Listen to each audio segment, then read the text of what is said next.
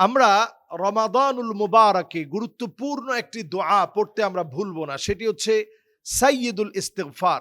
আল্লাহুম্মা আনতা রাব্বি লা ইলাহা ইল্লা আনতা খলাকতানি ওয়া আনা আবদুক ওয়া আনা আলা আহদিক ওয়া ওয়া'দিকা মাস্তাতাতু আউযু বিকা মিন শাররি মা সানাতু আবুউ লাকা বিনি'মাতিকা আলাইয়া ওয়া আবুউ বিযানবি ফাগফির লি ফাইন্নাহু লা ইয়াগফিরুয যুনুবা ইল্লা আনতা।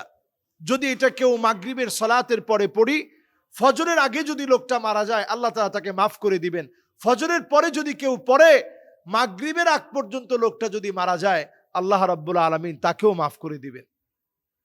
এই রমাদানে আমরা ছোট্ট একটি আমল করি, যে আমল আমাকে আপনাকে অন্যান্য অনেক রোজাদারের চাইতে বহুগুণে শ্রেষ্ঠ বানাবেন।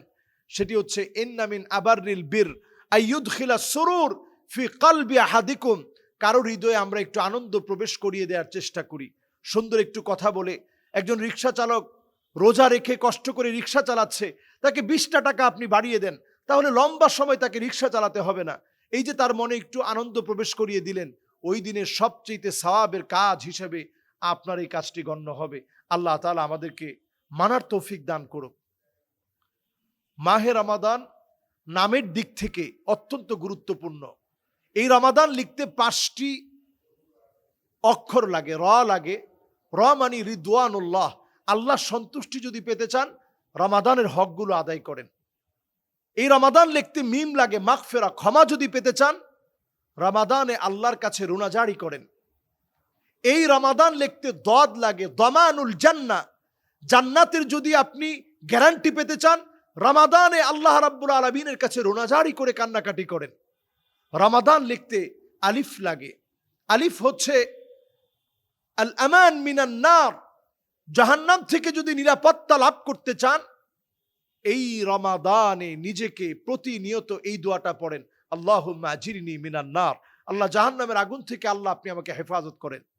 রমাদান লিখতে নূর লাগে, নূরুল্লাহ, আল্লাহ রাব্বুল আলামিনের আলো যদি আপনি লাভ করতে চান তাহলে এই রমাদানে বরকতের সময় আলোকময় রমাদানের বরকত অর্জনের জন্য আমি আপনি প্রত্যেকে ইবাদত বন্দেগী করি, কোরআন তেলাওয়াত, জিকির, আজকার, ভালো ভালো কাজ, সালাতুত তারাবি, তাহাজ্জুদ, দান সাদকা, সাহরির সময় দোয়া, এমনকি ইফতারি সামনে নিয়ে দোয়া করা। আল্লাহ রাব্বুল আলামিন অবশ্যই আমাদেরকে কবুল করবেন। রমাদানুল মুবারাকে 2টা সময় এমন আছে যেই 2টা সময়ে অবশ্যই দোয়া কবুল হয়।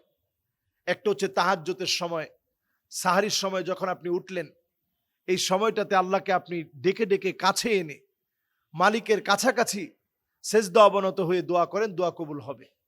আরেকটা হচ্ছে ফারহাতুন ইনদা ফিতরিহি, যখন ইফতারি সামনে নিয়ে বসে আছেন আপনার ছেলে, আপনার মেয়ে, আপনার স্ত্রী, আপনার পরিবার পরিজনকে নিয়ে, তখন আপনি একটু দোয়া করেন, মনে মনে দোয়া করেন, পরিবারকে নিয়ে দোয়া করেন, মুড়ি বানাতে বানাতে দোয়া করেন, ইফতারি খেতে খেতে দোয়া করেন। ইফতারি সামনে নিয়ে যেমন দোয়া করতেছেন, খাওয়ার সময় আপনি বিসমিল্লাহ বলে ইফতারিটা শুরু করলেন, হালকা কিছু খেলেন, আল্লাহ শুকরগুজারি আদায় করলেন। এভাবে আমরা রমাদানুল মুবারককে বরকতে পরিপূর্ণ করি। আল্লাহ তাআলা আমাদেরকে তৌফিক দান করুক। আসসালামু আলাইকুম ওয়া রাহমাতুল্লাহি ওয়া বারাকাতুহু।